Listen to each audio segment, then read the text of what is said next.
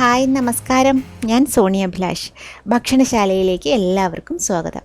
ഇന്ന് നമുക്കൊരു ചീമച്ചക്ക തോരൻ തയ്യാറാക്കാം. കടച്ചക്ക, ബ്രെഡ് ഫ്രൂട്ട് എന്നൊക്കെയാണ് പേരുണ്ട്.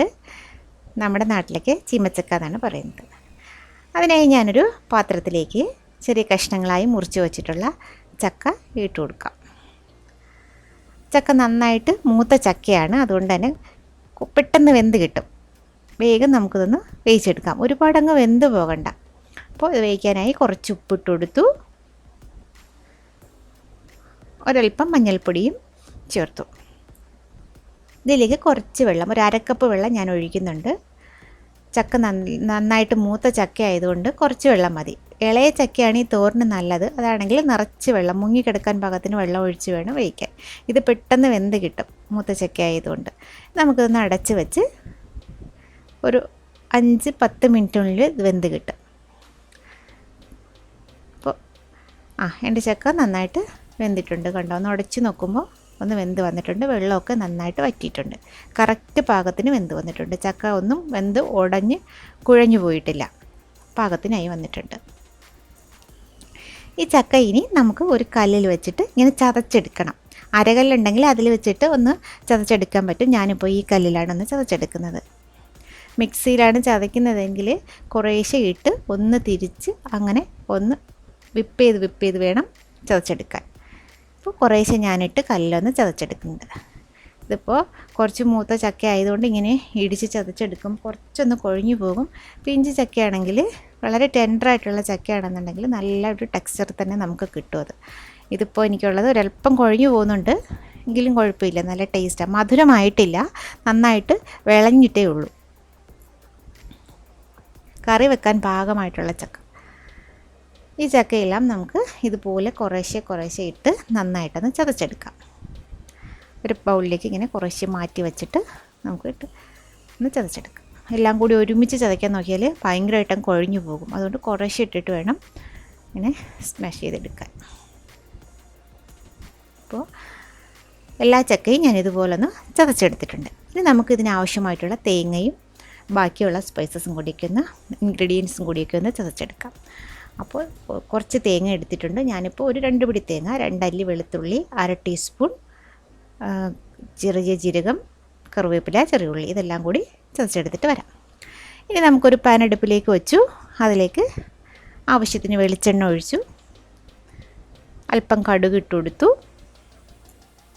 കടുക് നന്നായിട്ടൊന്ന് പൊട്ടി വരുമ്പോഴേക്കും നമുക്കിതിലേക്ക് ഒരു 1/2 ടീസ്പൂൺ ഉഴുന്ന് പരിപ്പ് ഇട്ട് കൊടുക്കാം.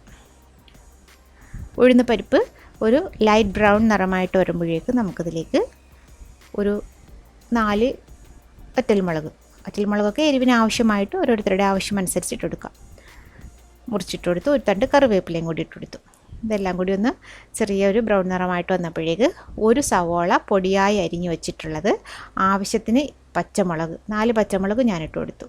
പച്ചമുളകും സവോളയും കൂടി ഇതിൽ കിടന്ന് നന്നായിട്ടൊന്ന് വഴറ്റിയെടുക്കാം. നമുക്ക് സവാള നന്നായിട്ടൊന്ന് വഴന്ന് വരണം. അങ്ങനെ നമുക്കൊരല്പം ഉപ്പിട്ട് കൊടുത്തിട്ട് നന്നായിട്ടൊന്ന് മിക്സ് ചെയ്ത് 2 മിനിറ്റ് അടച്ച് വയ്ക്കുമ്പോൾ സവാള പെട്ടെന്ന് തന്നെ കുക്കായി കിട്ടും.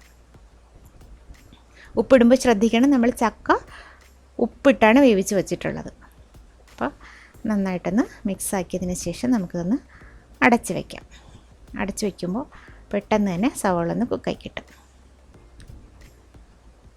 2 മിനിറ്റ്സ് കഴിഞ്ഞ് നമ്മൾ ഓപ്പൺ ആക്കി നോക്കുമ്പോഴേക്ക് സവാള നന്നായിട്ട് കുക്കായി വന്നിട്ടുണ്ട്, ഒന്ന് മൊരിഞ്ഞ് വന്നിട്ടുണ്ട്. ഇതിലേക്ക് നമുക്ക് ചതച്ച് വെച്ചിട്ടുള്ള തേങ്ങയുടെ കൂട്ട്, തേങ്ങയും ഉള്ളിയും ജീരകവും വെളുത്തുള്ളിയും കറിവേപ്പിലയും കൂടി ചതച്ചെടുത്തിട്ടുള്ളത്, ഈ ഒരു പാകത്തിന് ചതച്ചെടുത്താൽ മതി. ഒരുപാട് അങ്ങ് അരഞ്ഞു പോകരുത് മിക്സിയിലാണ് അരയ്ക്കുന്നതെങ്കിൽ. ഇനി ഇതൊന്ന് മിക്സാക്കി എടുക്കാം. നന്നായിട്ട് സവാളയും ഈ തേങ്ങയുടെ കൂട്ടും കൂടി നന്നായിട്ടൊന്ന് മിക്സാക്കി എടുക്കുക. നന്നായിട്ടൊന്ന് ഇളക്കി ചേർത്തിട്ട് നമുക്കിതിനകത്തേക്ക്, ഇതിൻ്റെ മിഡിൽ പോർഷനിലേക്ക്, മധ്യഭാഗത്തേക്ക് നമുക്കിതിൻ്റെ ചതച്ച് വെച്ചിട്ടുള്ള ചക്ക ഒന്ന് ചേർത്ത് കൊടുക്കാം. ചക്ക കുറച്ചൊന്ന് കുഴഞ്ഞു പോയിട്ടുണ്ട്. നന്നായിട്ട് മൂത്ത ചക്ക ആയതുകൊണ്ടാണ്, വിളഞ്ഞു പോയ ചക്ക ആയതുകൊണ്ടാണ് ഇച്ചിരി ഒന്ന് കുഴഞ്ഞു പോയിട്ടുള്ളത്. കുഴപ്പമില്ല, എന്നാലും അത് ചതയ്ക്കുമ്പോൾ ഈ നല്ല ഒരു ഭാഗത്ത് ചതച്ചെടുത്താൽ മതി. ഒരുപാടും കൊഴിഞ്ഞു പോകാതെ ചതച്ചെടുത്താൽ നമുക്ക് നല്ല രീതിയിൽ തന്നെ ഉണ്ടാക്കിയെടുക്കാം. നന്നായിട്ടൊന്ന് മൂടി വെച്ചു. ഇതിൻ്റെ അരപ്പെല്ലാം ഇതിൽ പിടിക്കാൻ പാകത്തിനൊന്ന് മൂടി വെച്ചു.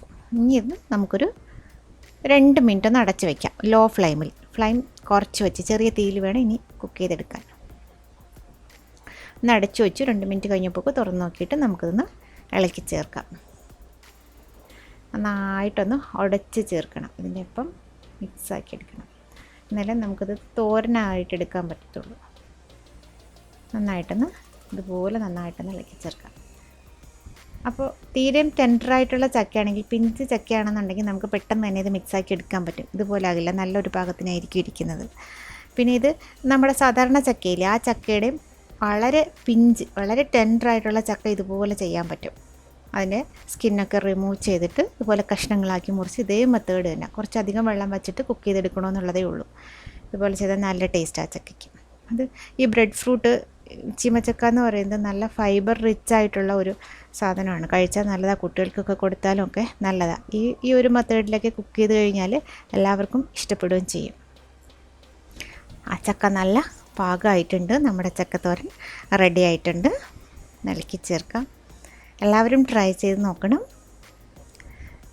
വീഡിയോ ഇഷ്ടപ്പെട്ടാൽ ചാനൽ സബ്സ്ക്രൈബ് ചെയ്യാനും ലൈക്ക് ചെയ്യാനും കമൻറ്റ് ചെയ്യാനും ഷെയർ ചെയ്യാനും മറക്കരുത്.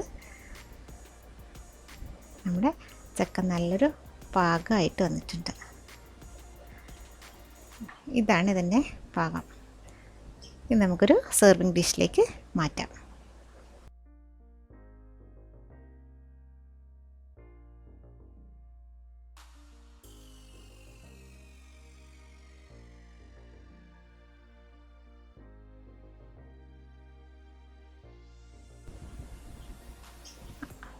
അപ്പോൾ എല്ലാവർക്കും ഇഷ്ടപ്പെട്ട് കാണുമെന്ന് വിചാരിക്കുന്നു. എല്ലാവരും ട്രൈ ചെയ്ത് നോക്കണം. അടുത്തൊരു റെസിപ്പിയുമായി ഞാൻ വീണ്ടും വരുന്നതാണ്. Thank you.